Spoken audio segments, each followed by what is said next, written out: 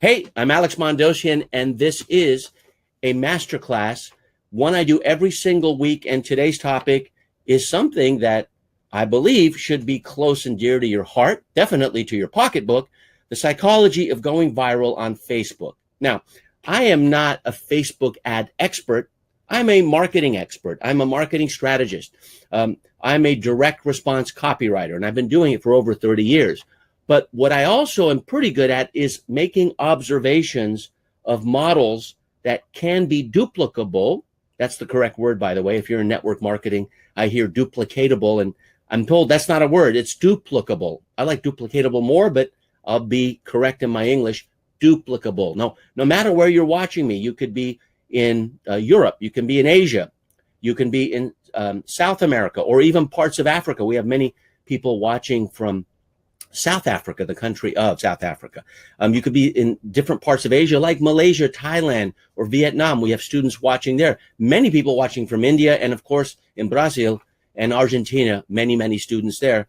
Facebook is alive and well. In the country of Myanmar, where I have three high-end clients. These are $100,000 clients. And Myanmar, they say, is supposed to be a third world country. But one thing about Myanmar, which is the ancient country of Burma, it's right next to India. What they do only, exclusively, they don't use a browser to browse the net. They don't use Google to search the net. They only use Facebook. So if you're in Myanmar right now, then you're watching me on Facebook Live, and we have a simulcast happening on Facebook Live, and that ends up getting repurposed on all the other media channels. And if you're watching, you can do this. But today's topic is the psychology of going viral. So the first question is, what does viral really mean? What is viral? Okay, what's going viral mean? Well, viral comes from the concept of a virus. And this is not a bad kind of virus. This is an idea virus. Sometimes they call it a meme, where it has virility and spreads on its own. It builds momentum. People share it, and they tell two friends, and so on and so on and so on. So going viral means that you post something once, and through the momentum of human virility in using word of mouth, people share. Now, there are three elements I've observed, at least on Facebook, which has the networking effect. It's the second largest social network in the world. The largest social network is YouTube, right? And we can debate about that, but not for the purposes of this masterclass. But the three elements all viral Facebook posts have in common, what are they?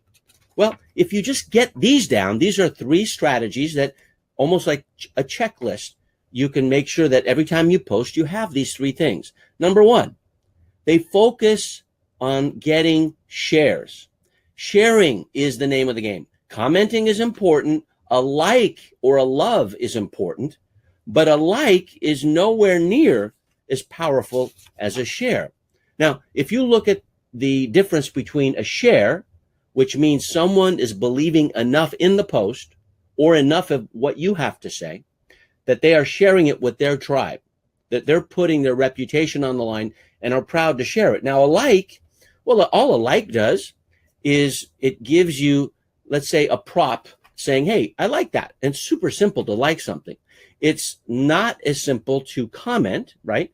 But the mother lode, the DNA of viral posting is the share. And my friend Brett Gregory, who I've had on the show in the past, he does Facebook advertising for a living. He did it for himself with property in Costa Rica. That's how he started as an investor. And then now he does Facebook advertising for clients. Well, one share is worth 100 likes. Now, he says it's worth 1,000 likes. I'm going to be a little bit more conservative. I believe one share is worth 100 likes. And the funny thing about viral posts is there are a lot more shares than there are likes. It's weird, right? You would think there'd be more likes than shares, but that's what I've observed. And the reason sharing is so important on Facebook is it forges a bond. This is not about branding. This is human interaction. It's not business to business, B2B. It's not business to consumer, B2C, or business to patient, B to P, you may not have heard that, or business to G. B to G is business to government, right? This is about H to H, which is a term I first heard from Ryan Deiss, CEO and co-founder of Digital Marketer. And what Ryan taught me in an event, we have mutual mentors in marketing. Our mentor's name is Roy, and he's in Austin, Texas. And we were at his academy, and he put down H to H, and I'll never forget it because H to H is about bonding, not branding. So it forges a bond with friends and with your followers. So when you get a share from a post, there's something about that post that is inspiring, that's influencing someone else to share it. All right. So shares are what posts are all about that are viral. Okay. Now, what makes people want to share? Well, if a post is aspirational, now what does this mean? Okay, if you're overseas, if you're outside the United States, if English is not your primary language, an aspiration is something that you're moving towards, you're aspiring to have. In other words, you don't have it, but you want it. And an aspiration is who you want to become. So if a post gives a feeling or gives an idea that has the person sharing it want to become the person that post suggests to be. It could be an inspirational quote. It could be a predicament. It could be a picture or a situation of news. But if that post gives the idea or the feeling of the person that you want to become, right, then you will share that with someone else. That's what's called aspirational. I hope that makes sense to you. I know it may sound a little cryptic or it's a little ambiguous, but it'll hit you. It'll get you. I didn't get it at first. What does an aspiration really mean with a Facebook post? Well, if you post something that your people, your friends, your followers feel that they could become that person or want to become that person, they will share it to other people and they will want to share it with others. Why? I believe, okay, I can't prove this to be true, but I believe it is because they want their new them, the new you, to be seen by other people and hopefully accelerate the path of getting there. Kind of cool, right? Examples, like an aspirational post could be an inspirational quote, right? I've had quotes from Einstein, from Napoleon Hill, from W. Clement Stone, some of the great thought leaders in the past, okay? It could be a provocative question, right? If a question is stated, what a great way to start a post, by the way, starting with a question. If the question is suggesting a bigger, better, brighter you, then that could be shared because you want to share that with somebody else. There's optimism about you and the future, and so you share it with others. Or it could be a bucket list of goals. What's a bucket list? These are things that you would want to do, whether it's to climb mountains, swim oceans, cross rivers, okay? A bucket list are things that you want to do, having children, getting married, whatever it may be. If a bucket list is a list of things that you ultimately want to do aspirationally, you aspire to do those things. And then another element that all viral posts have in common is the images. Remember, Facebook started with images, whether people or things or puppies or whatever, monkeys. And I'm going to give you a link where I want us to share viral posts. And what a great way. I mean, I'm going to give you a URL to go to, and it's a Facebook group I have. And in the thread, it's there for us to share viral posts. And that way you can go back and get new ideas. So when you post in the future, it's kind of like an encyclopedia of viral posts. I've already started it. I'll give you the URL where to go in a moment. All right. But a disruptive graphic is something that gets attention. And this is tricky. And the only way to get good at this is to look at the posts that have gone viral and look at the graphics, because it's the graphic, it's the picture that creates eye gravity. Eye gravity means your eyes are gravitating towards the image. So when I put this, right, it's not as interesting as if I were to put, if I brought my dog in here, Minnie, that would be more interesting than a bunch of words. So graphics need to be disruptive. Now, what's interesting is in this world of color and in this digital economy where there's over communication, over marketing, you'll probably notice that there's a lot of color out there. So if you go back to black and white, that is disruptive by itself. I'm launching a podcast, and my podcast image, I'm trying to inspire or influence my my graphics person to make the picture, of the graphic for my podcast on iTunes and on Stitcher. I'm doing my best to convince him to do it in black and white, because when it's up against all the other graphics on iTunes, black and white stands out. Then you look at the image. Are you getting this? So the three elements, right? The third one is a disruptive graphic. The second one is an aspirational type of post where you get lots of shares. And the first element, and first and foremost, is it's got to be a post that gets lots and lots of shares. And when you see that, and when you see a post on Facebook that gets lots of shares, that is a great time for you to start modeling. Now, here's a key point about images. Great disruptive images tell a story. So it's either the middle of the story, the end of the story, or maybe the beginning of the story. But an image is giving a story. It's just not an image suspended in like the universe of Facebook. It's giving a motion picture or a story where it's like a little cutout, okay? And you'll see the best images have that. Now, the reason we want to reverse engineer this process of getting viral Facebook posts is that you don't decide whether your posts go viral. Your followers and friends decide if they go viral. And so if I can give you tips and techniques and things not to do, right, that prevent you from going viral, if I can give you ways to tip the scales in your favor to have posts get more reach, then you're getting free reach. And free marketing reach, visibility, right? That's what you want. And going viral or going partially viral or just getting a lot of shares is good for business. Now, here are examples of images that go viral. There are images online that you can actually build this. There are little free apps that help you build meme-based photos. What's a meme? A meme is a thought that is viral. It's an idea virus that goes out there, okay? Seth Godin wrote a book a long time ago called The Idea Virus, I think over 20 years ago. And it caught on. And what a meme, you can look it up, M-E-M-E, right? In politics now, there are memes that are being put out there all the time. So it's out there in the public more than it used to be.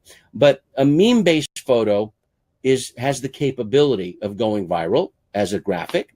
Humor-based photos, humorous ones, whether of pets or washing a little puppy in the sink, news-based photos, okay, those go viral. So meme-based, humor-based, news-based, those types of graphics and images tip the scales again in your favor to get more marketing reach, visibility, and exposure, which is what you want. Now, let's look at things of what not to do, and these are the 5 misconceptions I promised to my list. And if you're part of my list, then you already got this.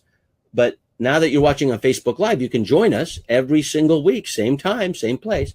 The 5 misconceptions about going viral on Facebook or anywhere else. These are misconceptions of anything going viral, right? Email can go viral. You can pass on, an email message, and you can pass it on again and again and again, like a chain letter, right? Physical mail can go viral. That's the chain letter approach. Okay, so here's the first misconception, is that you can predict and create viral post on demand, as if you can plan viral posting. Guess what? No, it doesn't work. You can have a tendency to know, you can have an insight to know what to do, but you can never determine or plan or foreshadow, predict if a post of yours is going to go viral. You may post one thing, you think it has all the elements to go viral, you've avoided all the things that prevents it going from viral, and it doesn't go viral. Then you post something else, you don't give it a lot of energy, and you just put it up there, and all of a sudden it takes off and gets a lot of shares. Why? It's crazy. It's very difficult to tap in to the herding behavior and the viral click behavior of human beings. H to H is very complicated. It's hard to get into the minds of hearts of people, know why are they sharing that thing. Now, here's another misconception. Going viral means making big money. Okay? Going viral, in other words, getting exposure, has little to do with you making money. You could be famous and a lot of people could know you. I know many citizen reporters who get hundreds of thousands of views on their Facebook channels, but they don't make any money. They make less than 6 figures a year, right? They make a middle class income, like $60,000, $80,000 a year. Nothing wrong with that, but the massive reach that they have doesn't guarantee that they're going to make money. So don't think going viral also means making money. It gives you a chance to be seen and heard, and your exposure will put you in the position to make more money if you know how to create an offer, if you know how to create a way to attract people in to your the buckets of ethical bribes and lead magnets that you have. If you have offers, which is what I teach, right? If you have offers that are irresistible, high end or low end, but it doesn't guarantee it just because you're going viral. So don't think creating a viral post on Facebook is going to make you money. They are mutually exclusive. You got to be good in another discipline called marketing and creating an offer that's irresistible in order to make money from that campaign. Viral posts have content relevant to your business. That's a misconception. A post that is gone viral has thousands of shares, or let's say over 500 shares. The content doesn't have to be about your business. Many times it has nothing to do with your business, and your job is to figure out a way how to make it relevant to your business so that you are seeding and planting roots so people can come back to your business.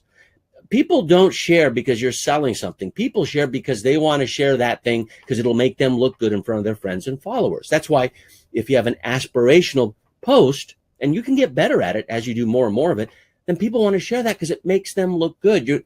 You're allowing them to almost cheat and say, hey, check what I found. And that's what you want. You don't want to take credit.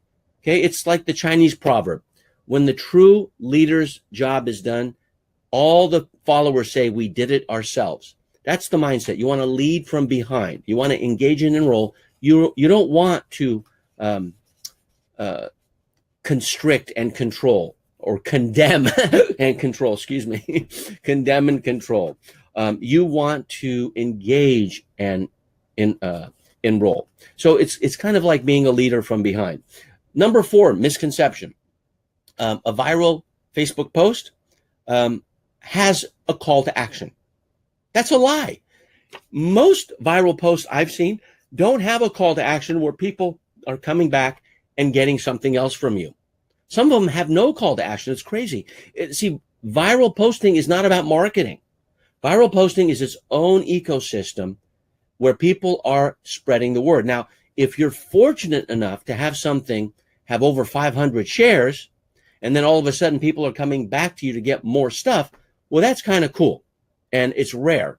But just because a post has lots of exposure doesn't mean that it has a call to action. Now, in the world of marketing, something that you have and you put out there that doesn't have a call to action is like the biggest sin any marketer could commit, right? So bottom line is, don't think of viral Facebook posts as being a business activity. They're really apart from each other, but having the skill to post and have lots of shares, that's really the name of the game, because you can be a better Facebook advertiser and a better poster if you learn these elements like I'm teaching you. And finally, the 5th misconception, going viral doesn't mean getting lots of likes. Okay? Going viral means getting lots of shares. But it's funny, I've seen some viral posts that one of the elements that have they all have in common is they have more shares than likes. How could that be? Like, why wouldn't someone just like it? I don't know. I mean, I like it, then share it. Well, these have more shares than likes. And these aren't robotic shares that are happening. These are organic, natural sharing that's happening. So it's not about being liked, it's about being shared, which really means being loved. And those are the 5 misconceptions. Now, 4 reasons why going viral is not critical for profits. Now, if you're watching because you want to make more money through Facebook advertising, you're in the right place. But if you truly have a genuine and legitimate viral post, okay, it doesn't mean that you're going to make profits. It's not critical to it. And here's reason number 1 is viral posts usually have little to do with a business offer. See, something that is shared has very little to do with your business. It has very little to do with you. It has more to do with them. Who's them? The reader, the viewer. Whether it's a video or it's an image, it has to do with them. The golden rule is do unto others as you want to be done unto. Okay, that's many thousands of years old. It's biblical. The platinum rule is, I first learned it about 25 years ago through my friend Tony Alessandra. Someone else probably said it, but he wrote a book on it. And the platinum rule is do unto others as they want to be done unto, right? My friend Jeffrey Gitomer says people hate to be sold, but they love to buy. So what does that mean? That means if the post is going to give an advantage or an ego drive or a moral boost to the person who is seeing it and they share it, then all the elements you put into that ad or into that post, whether you paid for it or you're doing it for free, okay? And the best ads are the ones that you post and you see you get a lot of shares. Why not make those your Facebook ads? I mean, they're already tested and true for free. So, I mean, what a concept. Brett Gregory taught me that as well. Duh. Why don't you post first, see what gets a lot of shares, post every day, post a lot. And then if something gets a lot of shares, duplicate that and buy some Facebook ads with a similar concept or maybe even the same thing. Now, reason number 2, going viral, right, means sharing, not buying. Okay, so it doesn't mean getting a lot of likes. Okay, it means a lot of shares. And it also doesn't mean getting people to buy from you. People don't go to Facebook to buy stuff. They go to Amazon to buy stuff. They go to eBay to buy stuff. They don't go to Facebook to buy stuff. They go to Facebook to party, to get along with others, to see what else is going on, to have this morbid curiosity of what's happening in the human race within their own sphere of influence and outside of their sphere of influence. Are you getting this? So people don't go to Facebook to buy. You have to understand that. One of the greatest things you could do on a Facebook ad is don't send them to an irresistible offer or to a webinar, even though you've probably been taught that, is to send them into your own Facebook community. Like I have a group called the Master Virtual Presenter Group, which I'm going to send you to because there's a thread there where I want you, and I've already put a few viral ads there, for us to share that. So it almost becomes kind of like a virtual or digital encyclopedia of viral ads so that you can keep coming back and check things out, right? Well, what's better for me, what I've found, and I've been taught this by friends of mine who do very well on Facebook, is go Facebook to Facebook, whether it's Facebook Messenger, which my own ad manager, Rob, uses, or use a call to action going back to Facebook so they don't have to leave that ecosystem, that environment. And then within that Facebook environment, I do this with my JV partners. Like I'll have a thread within one of my groups and I'll build momentum and interest inside of Facebook, going Facebook to Facebook. And then from there, I'll send them to the call to action page, which is outside of that area. I know that makes sense. Why you don't do it, I have no idea. I didn't do it because I thought, hey, I get free exposure. Let me take them to my website so that they can download a free template or a blueprint or a list. Well, that doesn't get a lot of traction. Even to a webinar, it doesn't get a lot of traction. Now, going Facebook ad to a Facebook Live or a Facebook group, that has a good call to action reference because you're not leaving the Facebook ecosystem. All right. Viral posts. This is reason number 3. Viral posts focus on your reader, not on your offer. What does this mean? It's the same thing. It's not about your business. So focus on your reader, on your reader's aspirations, not on the aspirations of your business. not on your own aspirations. Do unto others as they want to be done unto. Okay, make it advantageous to your reader. Make it so they want to steal that post from you, and they want to brag that they found it. Let me give you a quick story because I have time. I am writing a book which is called Discover Your Verb. Now, that's the working title. I don't know what the subtitle is going to be. And I'm going to publish a real life book, paper back book, hardcover and softcover, and Kindle. I'm writing that book, and the byline to that book is going to be unknown, kind of like the unknown soldier in most countries. And then it's going to say with Alex Mandossian. That's me. So it's going to be an anonymous author, right? And if you've been with me for a while, you know my Discover Your Verb speech. I believe everyone lives one of three ways. They live as a noun, they live as an adjective, or they live as a verb. Nouns are boring.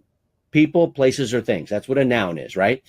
They're boring, right? Adjectives, they're the people pleasers of the world. They cast doubt on things. They're constantly describing things, but they're never making something happen. A verb, the third thing, is movement. And without movement, change is impossible. So I have a TED Talk, and I have a 10-minute speech, which I give at Genius Network with Joe Polish and other thought leaders. And it's all about how to find your verb. And I believe that your verb finds you. Well, this is going to be a book, and it's going to be less than 150 pages. It'll be a super fast read. Lots of chapters, lots of examples. I can't wait to have fun with it. But it's going to be unknown. And I'm going to give my speech in the book, and they're going to be the notes to the speech, even the PowerPoint slides to that speech, so that every single reader can use it as their own. They don't even have to give me credit, although they always do. That is the potential to go viral. That is aspirational. When I've written a speech, and I've given that speech dozens of times, it's a winner. It's a great icebreaker at a workshop or any kind of event. I've given it at the Transformational Leadership Council. People give standing ovations, and I have videos of it. And all of this, I know that it's a winning talk, not because I came up with it, because when you know what your verb is, and when someone else knows what their verb is, when you meet each other, what do you do? Where are you from? Those are impotent questions. What's your verb? How do you live into it? When did you first discover it would be your verb? When you're speaking that language, now you really know that other person. And nothing is more atomically incredible at the atomic level, right? Subparticle level when two verbs meet, create versus create. My verb is engage. I engage, therefore I am, right? René Descartes, Western philosophy, right? He was a mathematician, Frenchman, Monsieur Descartes. He said, cogito ergo sum. I think, therefore I am, right? Think was his verb. Maria Montessori, her verb, I teach, therefore I am. Amelia Earhart, I fly, therefore I am. She died into her verb. What about Michael Phelps? It's not I swim, therefore I am. Anyone can swim. He has more gold medals than any other living human being from the Olympics. I win, therefore I am. Joan Rivers, when she was living, I irritate, therefore I am. I don't know if that was her verb, but we can have fun with it too. So I'm doing this so it goes viral, not by putting my byline. It's going to say with Alex Mandossian, which is usually the person who writes the book, which I am, but it's going to say unknown with a dash. Isn't that cool? So that is the direction I'm going. That is aspirational. That's so people can steal from me, and we can have that message move on. Now, I got the idea from P.T. Barnum, and one of my clients, Joe Vitale, he's a P.T. Barnum scholar. And one thing I learned from P.T. Barnum is he had written several autobiographies. Actually, he wrote an autobiography, but he gave the rights to it to several people. Usually you give the rights to one publisher, but he gave it to several so it could go out and it could spread out. He was a great promoter. So I'm using the same concept with the unknown byline. The byline is the author who's written the book or the article, right? And I'm using unknown. So what that means is it's not about the author. It's not about my book. It's about the reader. And if the reader wants to give that speech, I have the speech notes, I have the slides, and that's what they're going to get if they decide to opt in. Okay. I think it's a cool idea. We'll see if it works or doesn't work. I've had more things fail than succeed, but my track record is pretty good as far as success goes. And I'm hoping that'll be another hash mark of success. You can tell me what you think about it down below if of putting the byline unknown. Now, I have a lot of people, I have good friends like Ivan Meisner, founder of Business Network International, and others who are good friends of mine saying, don't you dare do that. Put your byline, because they've seen the talk, they've used the talk, they've blogged the talk. And I'm still going to stay firm. It's going to be unknown with Alex Mandossian. All right. Reason number 4, okay? Viral posts are not easy to duplicate. Viral posts are not duplicable. You don't decide if something goes viral. Your audience decides if something goes viral. Now, I'm almost absolutely certain this masterclass will not go viral. I'm absolutely certain we won't get over 500 shares from this masterclass. How do I know? Because that's been my experience. Now, I may be wrong, and I may be, you may think I'm using negative psychology or reverse psychology to get you to share it. People are sharing this on their own Facebook pages, groups, their profile, their fan page. All you got to do is click share, and then Facebook says, where would you like to share it? And you can share it multiple places. And the number of people who view it, right, what that causes is more virility and more shares.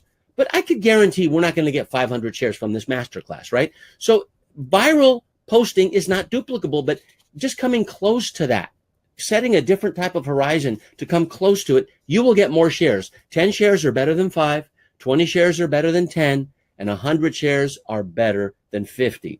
Key point, there's no such thing as a viral post template. Anyone who says this is the template for viral posting, okay, is lying.